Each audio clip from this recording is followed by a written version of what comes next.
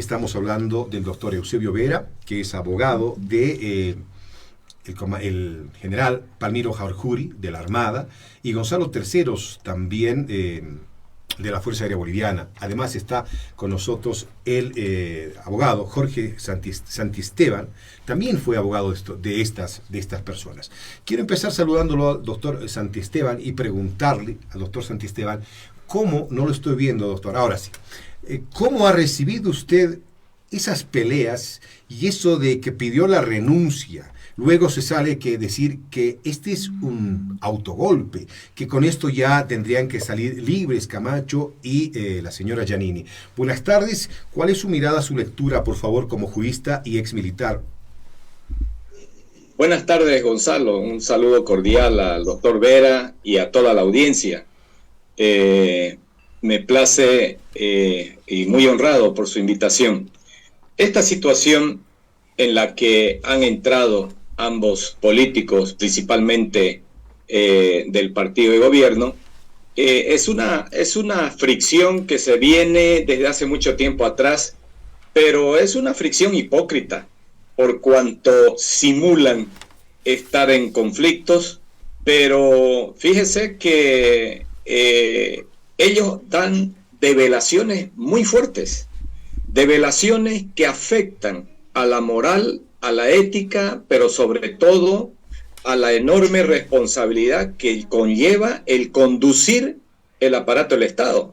Es decir, no estoy hablando solamente del presidente Arce como presidente, sino estoy hablando al presidente del partido de gobierno, que es el mismo Evo Morales. Ellos están gobernando. El tema es que el uno ejerce y el otro está compartiendo el poder. Entonces, esta aparente fricción que evidentemente es parte de una hipocresía y es parte sobre todo de un complot para engañar desde el punto de vista político a la sociedad boliviana. Y fíjense lo que más me preocupa, más allá de ello, Gonzalo, que todos sabemos y que todos estamos viendo en el país, es que Cuba los convoca y convoca a ambos. Y les tira el jalón de orejas que vuelven y fíjese cómo terminan en el Chapare. Entonces, claro que sí, aquí hay mucho para desconfiar con la actitud que asumen. Tenemos el derecho de desconfiar. Entonces, ¿cómo yo lecturo esta situación? De que aquí hay una especie de conspiración, un plan de engaño, una historia ficticia, porque ellos están preparando desde el punto de vista estratégico algo político más allá de lo que estamos viendo. Y es muy probable de que ellos, el fin superior que están buscando es mantenerse al poder, en el poder. Entonces, claro que esta es una parte de una estrategia que están montando, es un complot porque está organizada, como que ellos tienen grandes diferencias, se dicen cosas muy fuertes para ser creíbles, pero la sorpresa van a ser más adelante. Entonces no se puede descartar, no podemos descartar el hecho de que ellos pueden ir en dos frentes, así como fueron otros partidos, divididos pero con un solo objetivo, llegar al poder, sea con una línea o con la otra, pero llegar juntos. Y de ahí, bueno, seguir gobernando. Eso por un lado. El problema de todo ello es que a mí me preocupa dos cosas. Uno, que todas estas situaciones que los mantiene a ellos distrayendo con estas acciones al pueblo boliviano, también posterga las aspiraciones de progreso, desarrollo, trabajo, salud, educación y una serie de situaciones con las que nosotros estamos lidiando. Pero por otro lado, la dependencia de un país que vive sangrando a los estados de la misma línea como Cuba. Entonces, todos nuestros esfuerzos también no solamente se invierten en bolivianos, sino también se pueden invertir en un estado donde se va a robustecer un sistema político que viene sometiendo por años a su sociedad. Gracias, doctor Jorge Santisteban. Doctor Eusebio Vera, ¿Cómo ahora reciben sus defendidos esta revelación? ¿Se cae, se fortifica o simplemente se mantienen, las cosas no cambian tras la revelación de que Evo Morales pidió la renuncia, pidió que pidan su renuncia? ¿Cuál es su lectura, doctor, en relación a la defensa que usted tiene justamente de Palmiro Jarjuri y Gonzalo Terceros, ambos excomandantes? Primero, Gonzalo, muy buenas tardes. Un saludo muy cordial al doctor Santiesteban. Bien, las declaraciones de los asambleístas solamente confirman y ratifican lo que hace aproximadamente 2 años, el 4 de julio del año 2021, han prestado declaraciones varios ex jefes militares, donde han señalado de manera exhaustiva los acontecimientos y los sucesos que se han realizado en noviembre del año 2019. Y siempre han señalado, han declarado ante el Ministerio Público que todas las acciones comandadas por el señor Evo Morales estaban plenamente coordinadas, estaban plenamente confirmadas, concertadas por sus correspondientes operadores en esas circunstancias. ¿Eso significa que todos sabían? Sí, y los hechos nos marcan esa historia, porque si rememoramos y nos vamos atrás, tenemos que recordar que la primera persona, la primera autoridad que han llamado, vamos a llamar a los opositores, fue el ex ministro de Comunicación, Manuel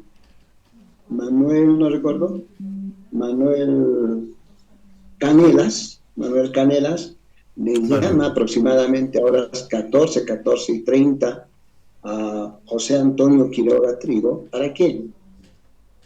Para concertar la renuncia del ciudadano Evo Morales a la presidencia. Reitérenos esa parte, por favor, reitérenos esa partecita. ¿Quién llama, el ex ministro de Comunicación, llama a quién para concertar qué? Efectivamente, el ex ministro de Comunicación, Manuel Canelas, que fungía precisamente como ministro de Comunicación de Evo Morales, llama al señor José Antonio Quiroga, que era coordinador de un partido político de oposición en ese entonces, para concertar una reunión en la que debería informar a la oposición de que el señor Evo Morales había decidido renunciar. ¿Y eso a qué hora fue? Aproximadamente fue a horas 14:30. ¿Y a qué hora se reunieron? ¿Y quiénes se reunieron?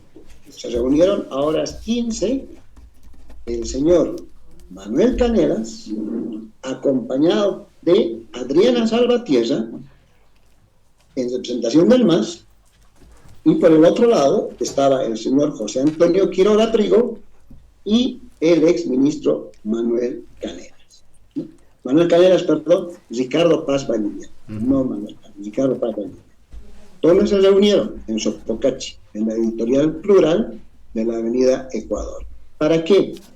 Para anunciar, en primer lugar, la renuncia del señor Evo Morales. ¿Qué hora es eso? ¿A qué hora estamos hablando? Eso se realizó a horas 15, 3 de la tarde del 10 de noviembre del año 2019. El día que renuncia Evo Morales. 2 horas antes de la renuncia del ciudadano Evo Morales. Un paréntesis, doctor Santiesteban, doctor Vera. Tengo información extraoficial que vamos a cruzar datos y ustedes van a poder también seguramente dar información, que esta renuncia habría sido grabada en la mañana, que ya se conocía de la renuncia varios y que por eso salieron, ya la renuncia estaba grabada. ¿Qué saben de ese tema, por favor? No, de acuerdo a lo que mis patrocinados han señalado, esa renuncia no ha sido grabada, sino que ha sido efectuada y ha sido leída en un lugar específico. Ese lugar se llama Laucaeñe. Y la renuncia ha sido a horas 1650 de fecha 10 de noviembre del año 2019. Pero 2 horas antes ya estaban coordinando y ya estaban concertando precisamente esta renuncia con sus operadores. Ya les decía, su operador Manuel Canelas, en su calidad de ministro, y la senadora Adriana Salvatierra. Muy bien, importante lo que nos está diciendo. Don Jorge Santiesteban, doctor Jorge Santiesteban, ¿cómo deja en este momento esas declaraciones de los diputados que dicen que pidió que le pidan la renuncia? ¿Esto afecta en algo el proceso? ¿Se mantiene igual? ¿Cambia la situación? ¿Qué podría ocurrir de acá adelante jurídicamente hablando? Bien, Gonzalo, desde el punto de vista legal, esta actitud de complot con sus propios correligionarios, dirigentes importantes y la máxima autoridad militar, William Calimán, el haber concertado que el primer mandatario les diga o les da a manera de consigna que pidan su renuncia, eso desde el punto de vista legal, de acuerdo al artículo 126 del Código Penal, es conspiración. Es decir, planificar una desestabilización de su propio gobierno. Es decir, un autoderrocamiento. Eso es lo que hizo Evo Morales con esa consigna que les da a sus dirigentes, el de la COP, al del Pacto de Unidad, a dirigentes de alto, y previamente, antes de irse al hangar militar, Evo Morales, para abordar el avión presidencial e irse al Chapare, habló con el general Calimán. Y Calimán, en ese interín, llama a su Estado Mayor. Y entre ellos estaban los 3 comandantes de fuerza.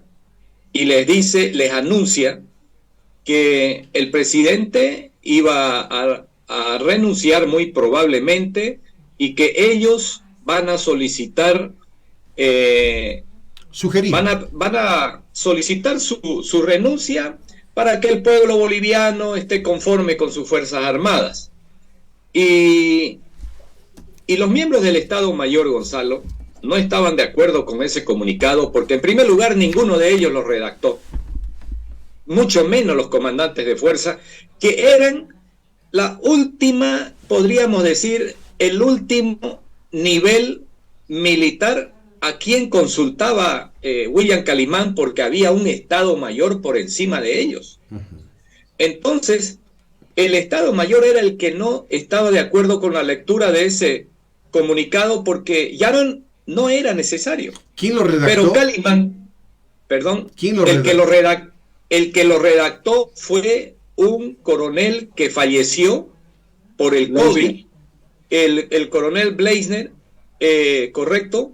Él lo redactó porque le ordenó Calimán que lo redacte, porque era el jefe de comunicaciones del comando en jefe, y le entrega a Calimán. Y Calimán, al tener el borrador, lo aprueba, y incluso hacen una modificación, porque un miembro del Estado Mayor le dice: usted no pida su renuncia, de repente puede solicitarle, y el término le dice, pero no estamos de acuerdo. Entonces, Calimán llama a los comandantes de fuerza y los pone junto a ellos para dar lectura al comunicado. Mientras tanto, Gonzalo, Evo Morales ya estaba en el hangar presidencial, en el aeropuerto militar, dando las últimas instrucciones al de la COP, al del Pacto de la Unidad y a dirigentes del Alto. Entonces, eso fue lo que ocurrió. ¿Y usted sabe qué instrucción daba a estos dirigentes, Evo Morales? Que inmediatamente pidan su renuncia. De manera de que él mismo, con esta figura que le digo desde el punto de vista legal, una conspiración según nuestro código, tiene pues sanciones y es un delito. Entonces, se lleva a cabo eso y se consolida, porque Evo Morales, antes que llegue al Chapare y pida su renuncia, todos ya habían pedido la renuncia de Evo Morales. todos, incluso el mando militar. Es decir, Calimán, en otras palabras. Ahora, aquí hay un punto más importante desde el punto de vista legal, Gonzalo. El jefe de bancada del movimiento socialista, Andrés Flores, con la declaración que hizo antes de ayer, eso sí, eso constituye una prueba testifical, una prueba material, desde el punto de vista que significa aportes a la investigación. De manera que ningún fiscal ni juez puede ignorar lo que él ha hablado. Ellos tienen que tomar en cuenta esa declaración porque forman parte ya de una investigación, forman parte de un proceso. De manera que el fiscal o juez que ignore todo esto, lo que está ocurriendo, la develación que hacen estos diputados, tanto la señora diputada como el diputado Flores, esas declaraciones son una importante fuente para continuar con las investigaciones. De manera que ahí es donde viene que esta investigación da un giro de 180 grados y las agujas de la brújula tendrían que apuntar hacia los principales autores intelectuales de lo que ocurrió y a los encubridores, aquellos encubridores y aquellos cómplices. ¿Quiénes son aquellos? Evo Morales, la cabeza intelectual con todos sus correligionarios, pero principalmente con sus asesores, los García Linera, Juan Ramón Quintana. Y estamos hablando de los cómplices y encubridores, todos los senadores, Gonzalo, diputados y ministros que han renunciado para crear el vacío de poder que estaba planificado así el complot. Entonces, todos ellos tienen que ser convocados y tienen que ir ni siquiera como testigos, tienen que ir directamente como imputados. Entonces, ese es el giro que tiene que ir y apuntar la aguja de la brújula hacia esa dirección. ¿Por qué? El siguiente paso es que a todos los detenidos, presos políticos, así denominados porque este es un juicio de esa naturaleza, tienen que llevar a cabo una investigación bajo la figura de la presunción de inocencia. Por tanto, eso amerita que ellos se defiendan en libertad. Todos. Tanto los militares, policías y políticos que están detenidos por ese caso, terrorismo 1 y 2. Entonces, ese es desde el punto de vista legal y el deber ser, Gonzalo. Pero si no es así, mire usted esto importante. Si la situación jurídica de los detenidos y del mismo Evo Morales no cambia, ¿cómo tendría que cambiar la situación jurídica de los detenidos? Que lo juzguen con la presunción de inocencia, no de culpabilidad.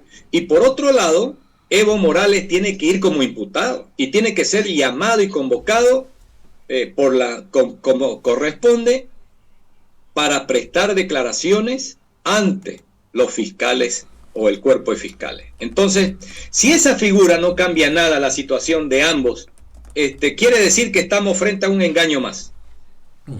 Una supuesta fricción y encuentro entre ambas facciones del mismo movimiento al socialismo. Eso es lo que está ocurriendo hasta este momento, Gonzalo. Muy bien, y un detalle, doctor Santisteban, no piden la renuncia a los militares, lo que hacen es, y el término es importante, sugerir es el término que utilizan, ¿no? Sugerir la renuncia del presidente.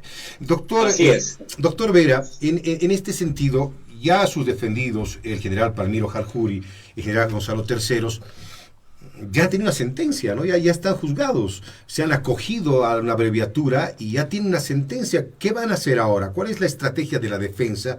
¿Y cómo han recibido sus defendidos? ¿O qué podría hacerse cuando dice el doctor Santisteban que hay un giro de 180 grados de lo que está ocurriendo en este tablero político-jurídico? Bien, debemos recordar que efectivamente el almirante Harjuri y el general Terceros se acogieron a un procedimiento abreviado dentro de un proceso. Hola, hola, ¿me escucha? Perfectamente. Mil disculpas, me entró una llamada. Les decía que efectivamente se acogieron a un procedimiento abreviado dentro del caso denominado falsamente Golpe 2. Eso es evidente. Sin embargo, las declaraciones que surgen en los últimos días por parte de los asambleístas van referidas en relación al proceso denominado Golpe 1, el cual sigue vigente, está en etapa de la investigación, la etapa preparatoria de la investigación, y en ese sentido, esas declaraciones, al momento de los asambleístas, no tendrían ninguna connotación a nivel jurídico. ¿Por qué? Porque tendrían que ser citados y llamados a declarar a la Fiscalía. Solo así van a tener una relación y connotación jurídica. Y servirá como un elemento, como un indicio muy importante para desvirtuar la acusación que tiene el órgano ejecutivo, acompañado por el Ministerio Público y obviamente de manera complaciente también, acompañado por los jueces invocados. Doctor Vera, esta convocatoria al Ministerio Público de estas personas que han declarado, parlamentarios, ¿debe hacerlo el Ministerio Público de oficio o va a impulsar la defensa esta convocatoria? Debería ser el Ministerio Público quien propicie estas declaraciones de oficio. Sin embargo, las partes podemos proponer que en virtud a los últimos acontecimientos, podemos proponer que se llame a declarar a estos dos ciudadanos. Y de esa manera, favorecernos con sus declaraciones, favorecernos entre comillas, en tanto y en cuanto tengamos una justicia imparcial.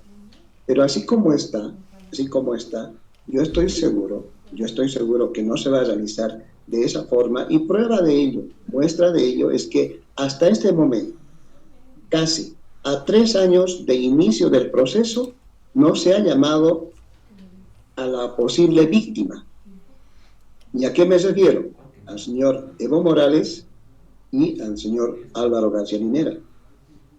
La última intención, y digo intención porque fue así, de llamarlos a convocar a declarar, fue en marzo de este año.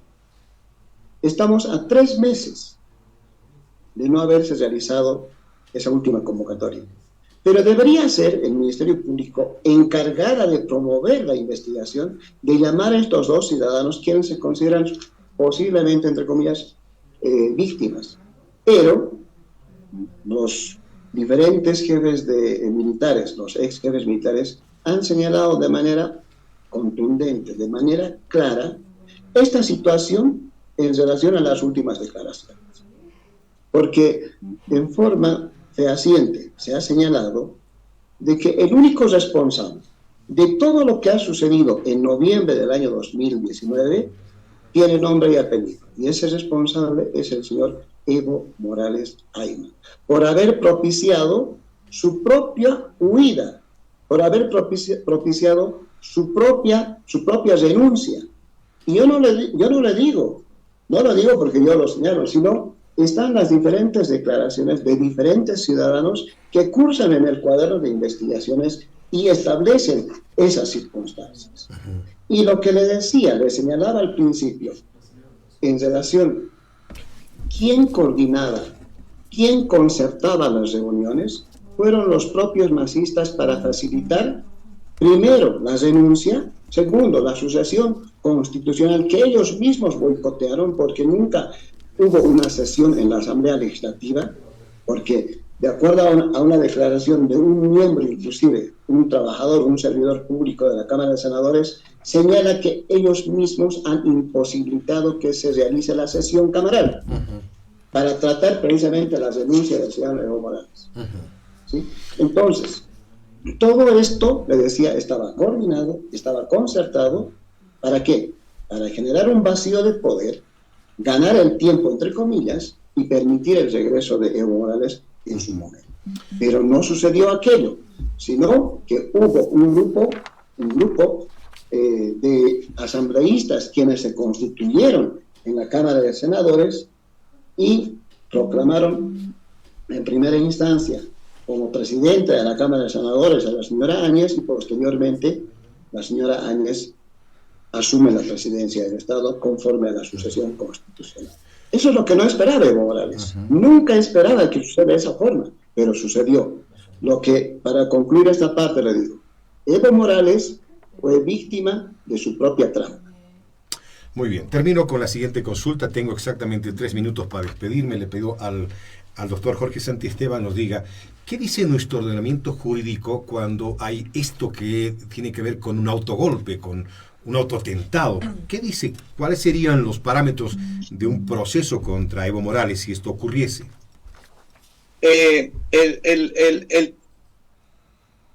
En primer lugar, cuando hablamos de la conspiración, tiene un vínculo con la sanción de sedición que ya prácticamente ha sido abolido del ordenamiento jurídico de acuerdo a una sentencia constitucional del Tribunal Constitucional, pero encaja con el incumplimiento de deberes. Entonces, él está sujeto a un proceso, a un juicio de responsabilidades y como exmandatario.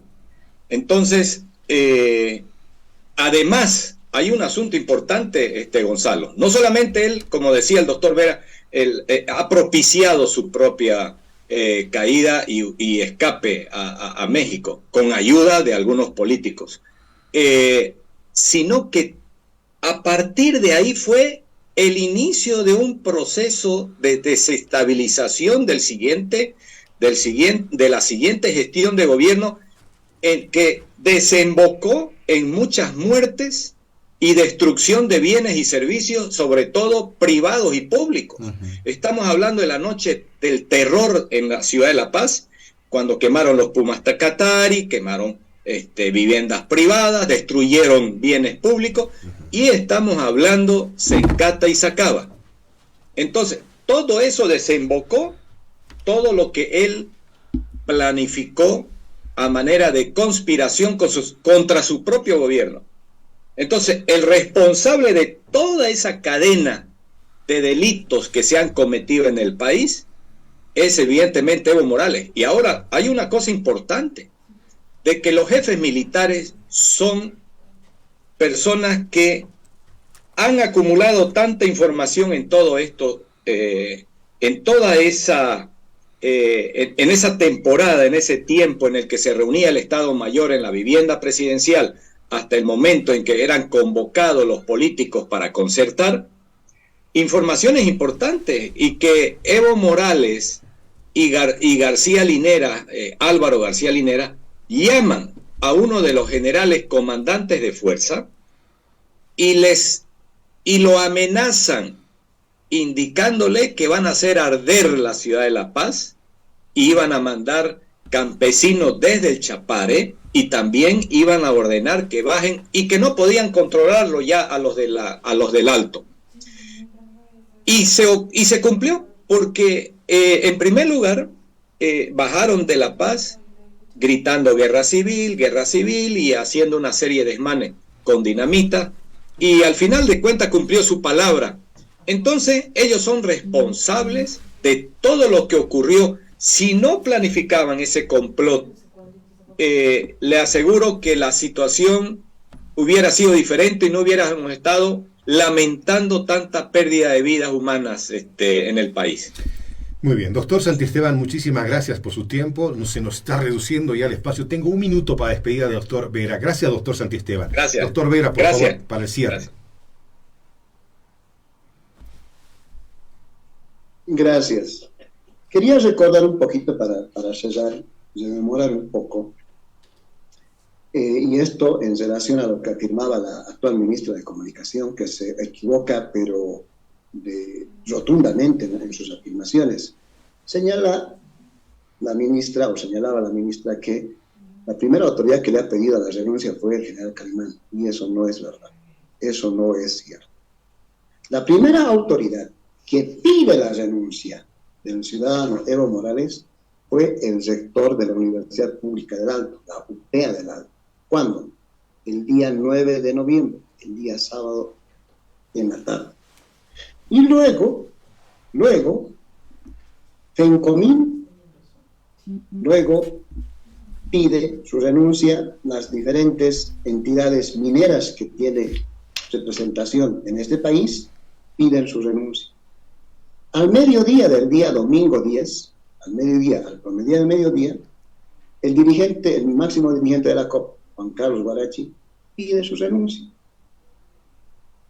Posteriormente, a horas 15:15, la Federación de Trabajadores Mineros pide su renuncia. Luego, la Defensora del Pueblo, a horas 16:05, pide su renuncia. Y el general Calimán no le pide su renuncia, le sugiere al primer mandatario la renuncia. Pero, ¿con qué propósito? Y aquí tengo en manos ese comunicado, debidamente legalizado. El propósito fue... Tengo 30 segundos, doctor. Permitir la administración del país y mantener la estabilidad de nuestro Estado plurinacional. Y para concluir, esa sugerencia fue en virtud de esta ley, la Ley Orgánica de las Fuerzas Armadas, que establece en su inciso B, artículo 20, esa prerrogativa y esa facultad de las Fuerzas Armadas. Eso no es terrorismo, no es sedición ni conspiración. Gracias. Gracias, Gonzalo. Un fuerte abrazo. Gracias, doctor Eusebio Vera, doctor Jorge Santisteban, por esta aclaración importante que nos hace.